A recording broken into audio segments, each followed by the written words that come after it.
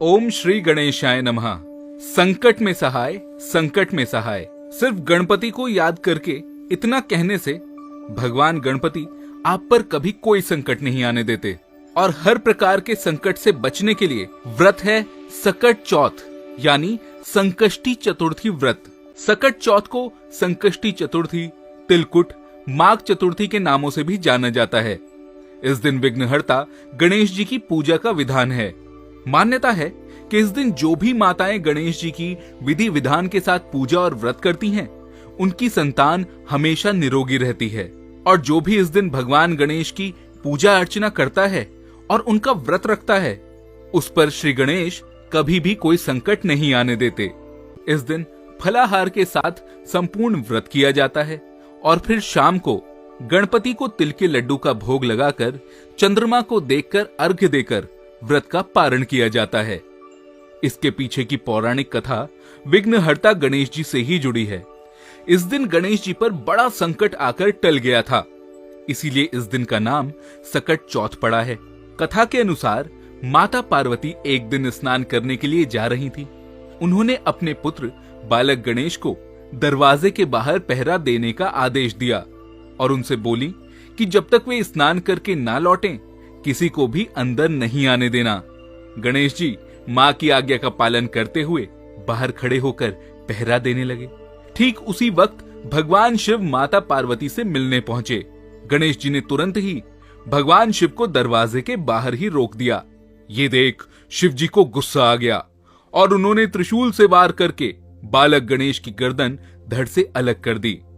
इधर पार्वती जी ने बाहर से आ रही आवाज सुनी तो वे भागती हुई बाहर आईं और फिर पुत्र गणेश की कटी हुई गर्दन देखकर घबरा गईं और तब वे क्रोध में भर गईं और बार बार शिव जी से अपने बेटे के प्राण वापस लाने की गुहार लगाने लगीं।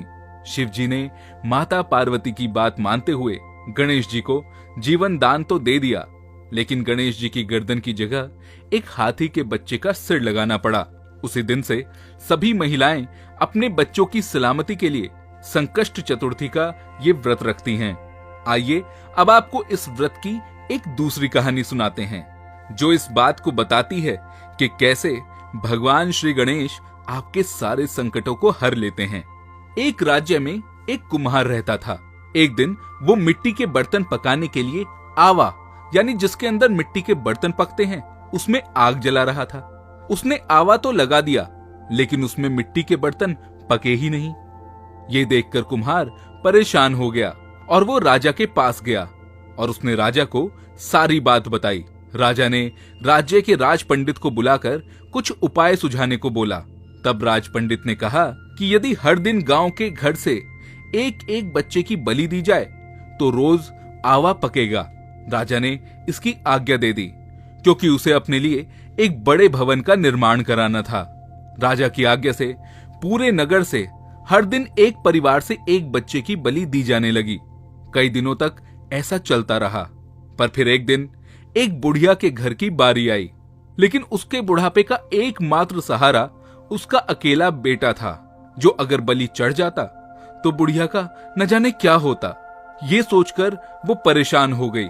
वो भगवान गणपति की बड़ी भक्त थी। उसने भगवान गणेश जी को याद किया और उनसे निवेदन किया कि वो उसके बेटे की जान बख्श दें। तब गणपति एक ब्राह्मण का वेश बनाकर उस बुढ़िया के पास आए और तब बुढ़िया ने रोते रोते उन्हें सारी बात बताई।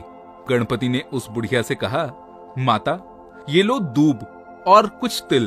अपने बेटे से कहना कि जब उसे बलि के लिए आवा के अंदर रखा जाए तो वो अपने चारों ओर इन तिल को बिखेर दे और गणपति का ध्यान करते हुए हाथ में दूब लेकर संकट में सहाय, संकट में सहाय ऐसा बोलता रहे। उसकी जान अवश्य बच जाएगी। अगली सुबह जब उस लड़के की बारी आई आवा में बैठने की, तो वो वहां गया और उसने अपनी माता की बताई युक्ति के अनुसार सारी ओर तिल को छिड़क दिया और हाथ में दूब घास लेकर भगवान गणपति का ध्यान करके संकट में सहाय, संकट में सहाय ये जपने लगा। तब आवा भी पक गया और कुम्हार का पूरा काम भी हो गया। लेकिन उसके बाद जब आवा के ऊपर से सामान हटाया गया तो सबने देखा कि अंदर वो बालक तो जिंदा है और ये आवाज आ रही है, संकट में सहाय, संकट में सहाय। तब उस बच्चे को अंदर से उस आवे से निकाला गया और उसे ठीक राजा के सामने ले जाकर प्रस्तुत किया गया। तब राजा को उसने और उसकी माता ने सारी बात बताई। उसी दिन से उस राज्य में और हर कथा सुनने वाला व्यक्ति संकट चौथ का ये व्रत रखने लगा और गणपति की कृपा से कभी किसी पर कोई संकट नहीं आया। मैं हूं हिमांशु शर्मा। संकट चतुर्थी का ये व्रत आप पर कभी कोई संकट ना आने दे, इसी कामना के साथ आप जुड़े रहें एस्ट्रोलॉजिक के साथ फेसबुक, इंस्टाग्राम, यूट्यूब और ट्विटर पर। धन्यवाद।